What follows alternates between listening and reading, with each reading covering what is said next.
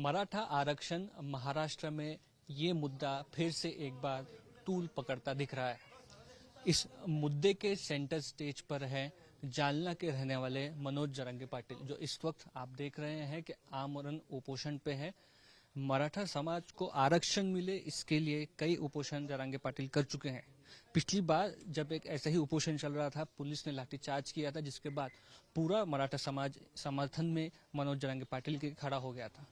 उसके बाद सरकार ने 17 दिनों तक ये उपोषण चलने के बाद रोका और ये वादा किया कि गवर्नमेंट रिजोल्यूशन निकाला गया है और जिस तरह से कुंबी को, मराठा कुंबी को रिजर्वेशन आरक्षण महाराष्ट्र में है, उसी तरह से बाकी के मराठाओं को भी आरक्षण दिया जाएगा। लेकिन वो समिति जो कि इस आरक्षण को देने के लिए बनाई गई है, उसने और समय मांगा। लेकिन मनोज जरंगे पाटिल ने 40 दिन की जो मोहलत सरकार को दी थी, मुख्यमंत्री को दी थी, उसके बाद वो मोहलत खत्म होने के बाद फिर से वो एक तरह से आमरण उपोषण पर बैठ गए।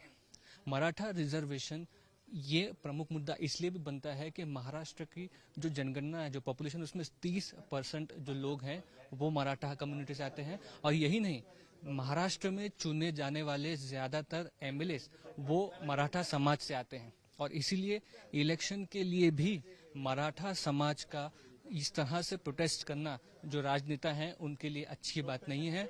इस बार का जो प्रोटेस्ट किया जा रहा है, उस प्रोटेस्ट में मराठवाड़ा इलाका जो है महाराष्ट्र का, उसके अब तक तकरीबन 2000 गांव ने ऐसा बोर्ड लगा दिया है कि एमएलए या किसी भी पार्टी के लोग उस गांव में ना आए। यानी कि लोगों ने पॉलिटिकल पार्टी से अपना जो कनेक्शन है वो तोड़ दिया है। उनका ये कहना है कि अब हम लोग आपके पास रिजर्वेशन मांगने के लिए नहीं आएंगे और आप भी हमारे गांव में नहीं आएंगे।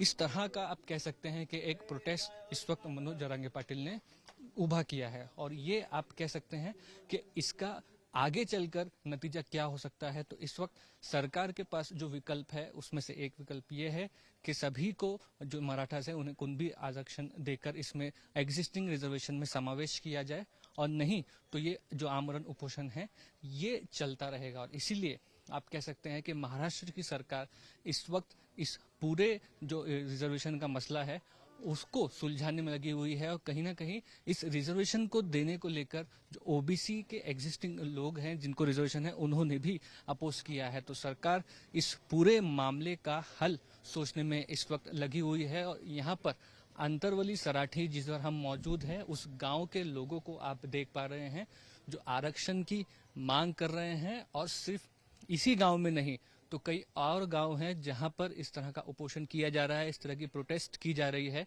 और इसे देखते हुए अगर मामले का हल जल्द से जल्द नहीं निकाला गया तो सरकार के सामने एक बहुत बड़ा चैलेंज है। कैमरा पर्सन साई प्रसाद पाटिल के साथ मुस्तफा शेख, आज तक।